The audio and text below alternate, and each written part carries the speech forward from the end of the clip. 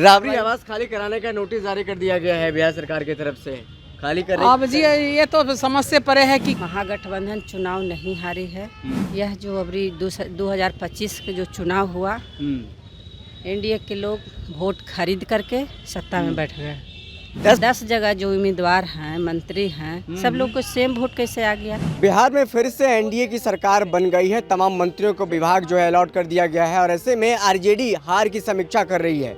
हमारे साथ रेनी कुशवाहा जी हैं, चुनाव लड़ी थी। हालांकि देखिए क्या हार का समीक्षा हुआ मैम, हार का समीक्षा क्या हुआ? हार की समीक्षा यही हुई कि हम लोग कैसे जीते, कैसे हारे और आगे क्या करना है। समीक्षा के बाद हम लोग जो फलाफल निकलेगा उसके हिसाब से हम लोग काम करेंगे ताकि आगे अच्छा हो। हार के बाद सबक लेगा कुछ आरजेडी इससे? इसीलिए तो समीक्षा हो रही है ना कि कहाँ अपनी कमी है उसको सुधार करना है, कहाँ हमने गलती की है उसको सुधार करना है। तो सबक तो लेंगे तभी तो आगे समीक्षा हो आप रही है। निजी तौर पर कहाँ देख रहे हैं? आपके विधानसभा में कहाँ चूक हुआ? महागठबंधन के नेताओं में सामंजस्य नहीं था, कोऑर्डिनेशन की कमी रह गई। बहुत सारी बातें हैं, बहुत सारी बातें हैं जिन पर विचार करके अभी देखिए प्रमंडल वाइज हो रही है। अभी तो पूरा सब नहीं हुआ है, सबका होगा। मगध प्रमंडल का शुरुआत हुई है। मगध प्रमंडल से शुरुआत हुई है, इसके बाद फिर काम होगा, एक्शन होगा। राबड़ी आवास खाली कराने का नोटिस जारी कर दिया गया है बिहार सरकार की तरफ से। खाली कर अब जी ये तो समझ से परे है कि क्यों खाली कराया गया है। सरकार को ऐसा नहीं करना चाहिए। वो 20 साल से मुख्यमंत्री नहीं है, 20 साल से हैं और उनका अनुभव है, उनका इतना लंबा राजनीतिक जीवन है। उनका पूरा लालू जी राबड़ी से मुख्यमंत्री रहे हैं, पद पर रहे हैं और क्योंकि ऐसा किया है तो हम लोग नहीं जानते, ऐसा करना नहीं चाहिए। लेकिन अभी दूसरे आवास में जाने में क्या दिक्कत अभी है? फिलहाल खाली करने का कोई इरादा नहीं है। फिलहाल खाली करने का कोई इरादा नहीं है।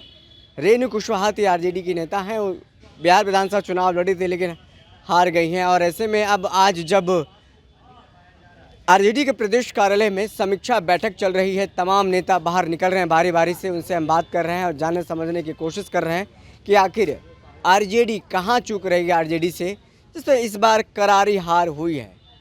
2010 वाला रिपीट हो गया है 2025 में।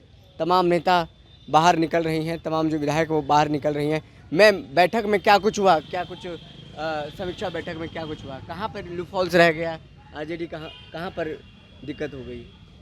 देखिए, आरजेडी महागठबंधन चुनाव नहीं हारी है।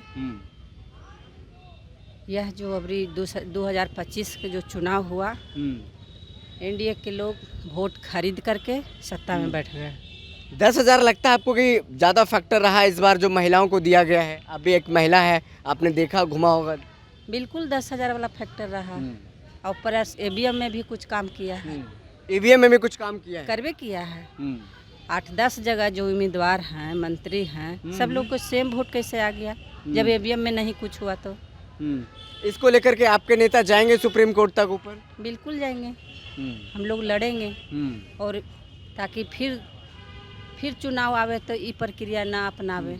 कई जगहों में कहा कि कई विधानसभा में महागठबंधन में कोऑर्डिनेशन नहीं था, सामंजस्य नहीं था, आखिरी चरण में, आखिरी दिनों में टिकट दिया गया जिसके कारण ऐसा गलती हुआ लोगों से।